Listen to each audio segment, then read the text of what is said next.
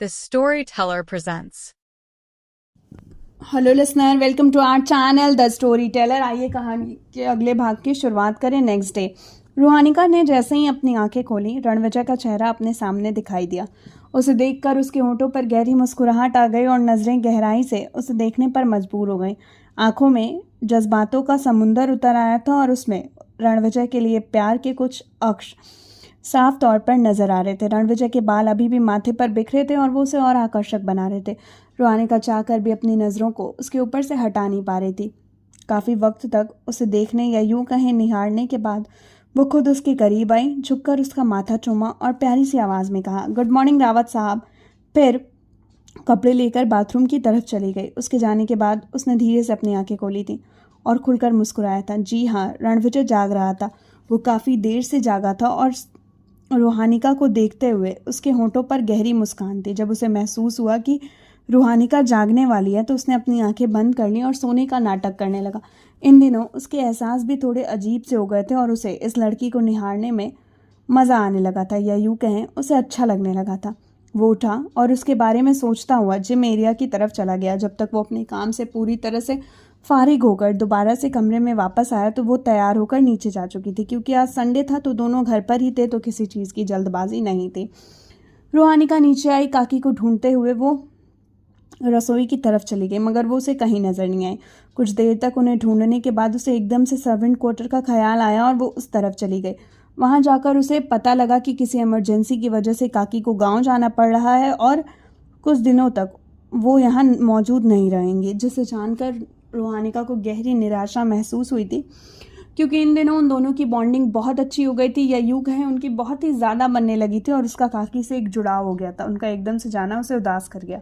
फिर भी उसने कुछ नहीं कहा और रसोई की तरफ आ गई। क्योंकि कल रात की कही रणविजय की बात उसे बहुत अच्छे से याद थी, तो उसने सोचा आज का नाश्ता वो खुद उसके लिए अपने हाथों से बनाएगी।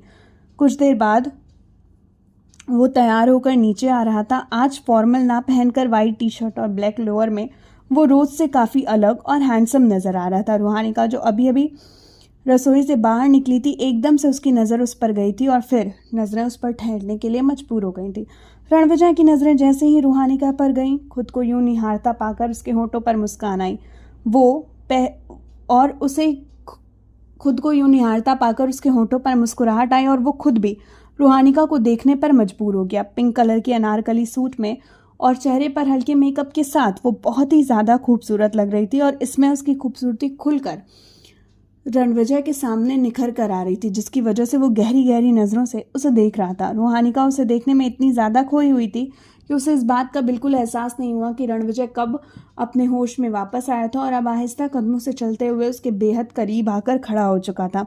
हालांकि वो खुद को यूं रूहानिका द्वारा निहारना उसे बेहद पसंद आ रहा था। दिल को सुकून मिल रहा था और सीने में मौजूद दिल में हलचल भी हो रही थी।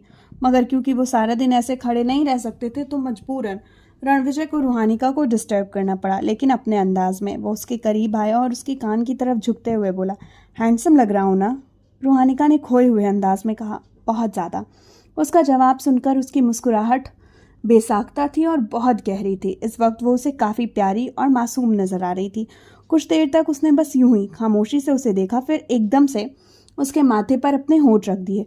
रूहानिका उसके होंठों के स्पर्श से एकदम से अपने होश में वापस आई और हड़बड़ाकर चंद कदम पीछे हो गई। अब जाकर रूहानिका का ध्यान रणविजय की तरफ गया और तब उसे एहसास हुआ कि वो उसके कितने करीब था और अभी अभी उसने क्या किया था और वो खुद क्या कर रही थी, जिसकी वजह से वो बुरी तरह हड़बड़ाई और सिचुएशन उसके लिए थोड़ी ऑकवर्ड हो गई। नज़रें इधर उधर घुमाते हुए वो खुद को कंपोज करने की कोशिश करने लगी। रणविजय उसकी हालत समझ रहा था, इसीलिए माहौल को हल्का करते हुए बोला, नाश्ता बन गया? वो जल्दी से बोली, बिल्कुल, मैं आपको बुलाने आ रही थी, चलें? हाँ चलो। डाइनिंग एरिया की तरफ दोनों एक साथ बढ़ गए। रूहानिका ने दोनों के लिए नाश्ता लगाया और फिर खामोशी से वो अपना नाश्ता करने लगे। खामोशी को तोड़ते हुए रूहानिका का मोबाइल जोर की आवाज़ से बज उठा। कॉलर आईडी पर नव्य और ध्वनि की कॉन्फ्रेंस कॉल थी। उसने एक नज़र सामने बैठे शख्स को देखा जो खामोशी से अपने खाने पर फोकस किए हुए था, फिर तुरंत कॉल कनेक्ट किया। उधर से उन दोनों की चहकती हुई आवाज़ आई, good morning. Ruhanika, morning guys, इतनी सुबह सुबह क्यों कॉल किया, कुछ अर्जेंट? नव्या, अब हम तुझे तभी कॉल करेंगे जब हमारे पास कुछ अर्जेंट होगा। उसके अलावा क्या हम तुम्हें कॉल नहीं कर सकते? लहजा नाराज़गी से भरा था। रूहानिका, नहीं मेरी जान, बात ऐसी नहीं है। वो तुम लोग बस मुझे इतनी सुबह सुबह कभी कॉल नहीं करते ना, तो मुझे लगा। उसकी बात को बीच में काटते हुए ध्वनि ने कहा, ये सब छोड़ और बताओ कि तुम इस वक्त कहाँ हो। हम दोनों अभी तुम्हारे घर के सामने खड़े हैं, मगर यहाँ ताला लगा हुआ है।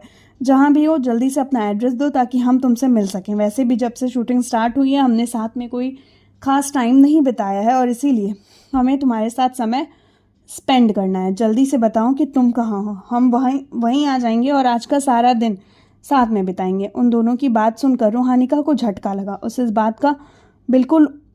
बात की बिल्कुल उम्मीद नहीं थी कि वो दोनों एकदम से उसके घर पहुंच जाएंगे। उसके चेहरे पर घबराहट दिखाई देने लगी और वो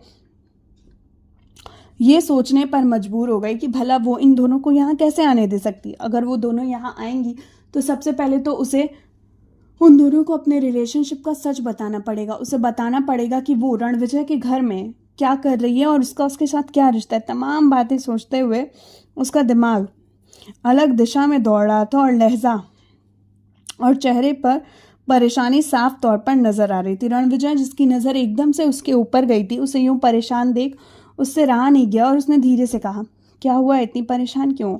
उसकी आवाज़ रूहानिका को होश में वापस लाई और उधर फ़ोन से लगातार उन दोनों की हेलो की आवाज़ भी अब जाकर उसके कानों में सुनाई दी। वो खुद में इतनी खोई हुई थी कि उसे उन दोनों की आवाज़ तक नहीं सुनाई दे रही थी, मगर अब वो तुरंत होश में आई और सबसे पहले कॉल डिस्कनेक्ट की और परेशानी से बोली, वो मेरी दोस्त मुझसे मिलना चाहती हैं और घर का एड्रेस मांग रही है। मुझे तो समझ नहीं आ रहा मैं क्या करूं, ऊपर से वो घर के बाहर खड़ी हैं। रूहानिका के चेहरे की परेशानी को देखते हुए रणविजय को कुछ सेकंड्स लगे उसकी पूरी बात को समझने में। फिर वो बोला, इसमें ना समझने जैसा तो कुछ नहीं है। हम उन्हें घर तो बुला नहीं सकते क्योंकि हमें फिर हमारे रिश्ते को उजागर करना पड़ेगा, जो अभी सही नहीं है, क्योंकि हमारा रिश्ता एक सीक्रेट है। दूसरी बात, क्योंकि वो तुम्हारी फ्रेंड्स हैं और तुमसे मिलना चाहती हैं, तो वो तुम्हारे पास नहीं आ सकती, लेकिन तुम उनके पास जा सकती हो। और यही तुम्हारी परेशानी का सबसे बेहतर सॉल्यूशन है कि उन्हें यहाँ बुलाने के बजाय तुम खुद उनसे मिलने चली जाओ और आराम से उनके साथ अपना वक्त बिताकर वापस आ जाओ। इससे उन्हें तुम पर कोई शक भी नहीं होगा और तुम आराम से उनके साथ एंजॉय भी कर लोगी। रूहानिका ने उसकी पूरी बात सुनी और सिर पर हाथ मारते हुए बोली, सच में ना, मैं पूरी पागल हूँ। इतनी सिंपल सी बात के लिए मैं परेशान हो रही थी। अगर मैं शांत बैठकर सोचती तो यकीनन यही सॉल्यूशन निकालती। थैंक यू सो मच, आपने पल भर में मेरी बात का सॉल्यूशन निकाल दिया। रणविजय उसके सर पर हाथ फेरा और उठते हुए बोला, कोई बात नहीं, तुम तैयार हो जाओ, मैं स्टडी में हूँ, निकलने से पहले मुझे इन्फॉर्म कर देना।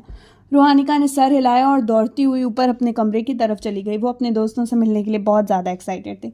रणविजय स्टडी में था। कुछ देर में वो पूरी तरह से तैयार होकर स्टडी के दरवाजे पर आई और दस्तक दी। रणविजय ने अंदर आने की इजाज़त दी और वो मध्यम कदमों से चलते हुए दरवाज़ा खोलकर अंदर दाखिल हुई और फिर जल्दबाजी में बोली, मैं जा रही हूँ, अगर लेट हो तो आपको इन्फॉर्म कर दूंगी। बाकी मेरी तरफ से बेफिक्र रहिएगा, मैं अपना ध्यान रखूंगी और जल्दी आने की कोशिश करूंगी। वो जो किसी फाइल को देखने में पूरी तरह से व्यस्त था, उसकी आवाज़ सुनकर एकदम से अपनी जगह से उठा और बोला, तुम मेरा बाहर वेट करो, मैं 5 मिनट में वापस आता हूँ। फिर उसका बिना जवाब सुने वहाँ से चला गया। कुछ देर बाद जब वो बाहर आया तो रूहानिका उसे देखकर अजीब तरह से हैरान हुई थी, क्योंकि उसे देखकर कहीं से नहीं लग रहा था कि वो कहीं जाने के मूड में। उसने ना तो कपड़े चेंज किए थे, ना उसके पहनावे में कोई बदलाव आया था। फिर उसने उसे इंतज़ार करने को क्यों कहा? वो यही सोच रही थी कि रणविजय आया, उसका हाथ पकड़ा और उसे लेकर अपने साथ गैराज की तरफ चला गया। रूहानिका उसे देखते हुए आगे बढ़ रही थी। कुछ समझ नहीं आ रहा था। कुछ देर में वो दोनों बड़े सी गैराज में मौजूद थे और रणविजय उंगली से एक तरफ इशारा करते हुए कह रहा था, आज से ये तुम्हारी। उसके इशारे पर रूहानिका ने एक तरफ देखा तो उसके चेहरे पर हैरानी आ गई। सामने एक ऑडी कार थी और वो हैरानी से बोली, ये सब क्या है? रणविजय ने उसकी आंखों में देखा और कहा, क्योंकि तुम मेरी वाइफ हो। भले ही हमारी शादी एक कॉन्ट्रैक्ट है, मगर शादी है। जिस नाते मेरी जिम्मेदारियां हैं तुम्हारे प्रति, जिससे मैं पीछे नहीं हट सकता। और मुझे नहीं पसंद कि तुम कैब का इस्तेमाल करो। अब इसके आगे कोई बहस नहीं होगी। और उस दिन मैंने तुम्हारी बात मान ली थी। यहाँ पर वो उस दिन का जिक्र कर रहा था जिस दिन उसने उसे बेंटले कार खरीद कर दी थी, मगर उसने उसे इस्तेमाल करने से मना कर दिया था क्योंकि रूहानिका को वो अपनी हैसियत से ज़्यादा महसूस हुई थी। इसीलिए अब तुम मेरी बात मानोगी। रणविजय उस बात का हवाला देकर रूहानिका को अपनी बात मानने पर मजबूर कर रहा था। रूहानिका ने खामोशी से उसकी बात सुनी थी। वो आगे क्या कह सकती थी? मजबूर थी हाँ कहना पड़ा। रणविजय मुस्कुराया और हाथ में कार की चाबी रखते हुए बोला, अब तुम जा सकती हो। रूहानिका ने सिर हिलाया और कार को लेकर मेंशन से बाहर निकल गई।